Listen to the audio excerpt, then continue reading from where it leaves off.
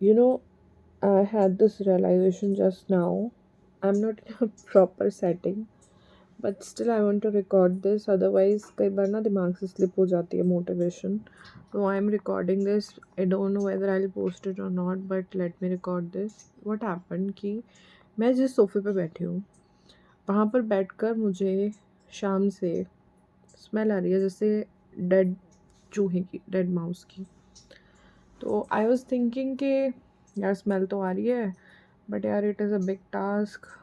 हटाना पड़ेगा, गद्दियाँ हटानी पड़ेगी, सोफ़ा हटाना पड़ेगा, देखना पड़ेगा कहाँ मरा हुआ है चूहा, and this and that. Husband को आने दो, मेड को आने दो, चलो कल देखती हूँ। मतलब बट मुझे स्मेल आ रही थी, और वो ना मतलब आपको पता है कि डेड माउस की स्मेल कितनी ओवर पावरिंग हो जाती है कई बार।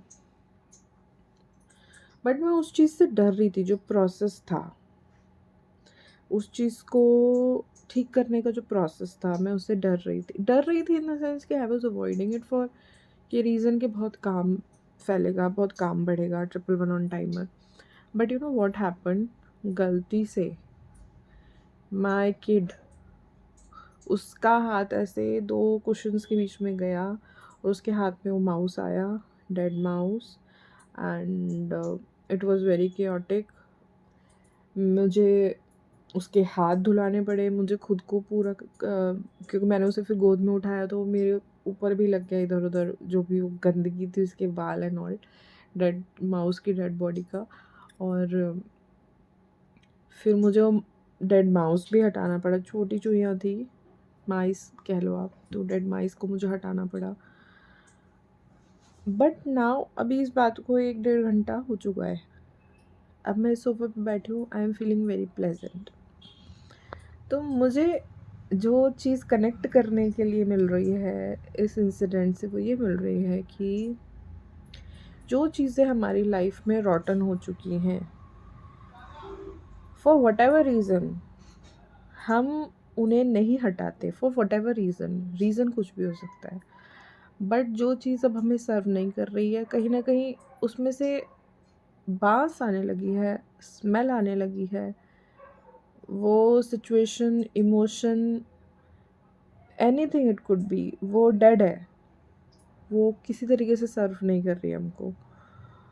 हम जितना डिले करेंगे, इनकन्वीनियंस हमको होगा, और वो जो रिमूव करने का प्रोसेस है, उस unwanted situation, habit pattern, belief system, emotion, past का कुछ ट्रॉमा, हम जितना उसको डिले करेंगे, फर्स्ट ऑफ ऑल प्रॉब्लम होगी, अनप्लेजेंट लगेगा, और जो प्रोसेस है रिमूवल का वो भी बहुत केओटिक है।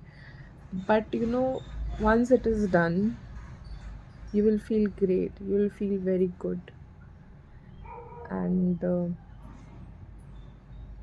I just thought कि लाइफ में भी ऐसे होता है, लाइफ में मेजॉरिटी सिचुएशंस यही होती हैं कि ड्यू टू फेमिलियरिटी या फिर वट एवर रीज़न, यार रीज़न मैं नहीं कह सकती क्योंकि अलग अलग लोगों के अलग रीज़न होते हैं, बट हम कोशिश नहीं करते, हम ट्राई नहीं करते अपनी लाइफ को बेटर करने की, स्टैग्नेशन आती है, प्रोक्रेस्टिनेशन आती है, वट एवर इट इज़।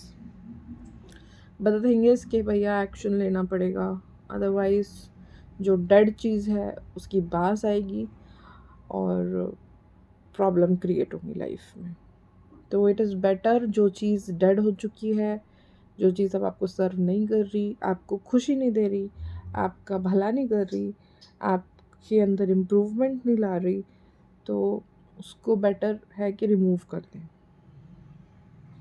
ठीक है, चाहे प्रोसेस कितना भी chaotic क्यों ना हो, it is always better to remove it. Okay, मैं हमेशा एग्जांपल देती हूँ कि हमारे कितने ही प्यारे परिवारजन लोग हों, लेकिन किसी की मृत्यु हो जाती है तो हम नहीं रख सकते ना।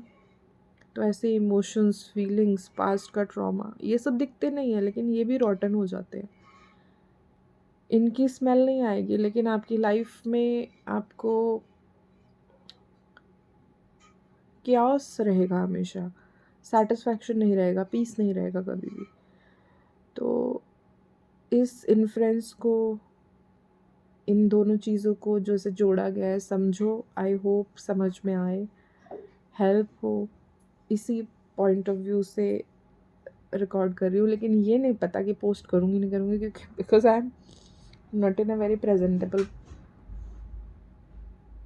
in a very presentable situation right now, na. Let's see what happens.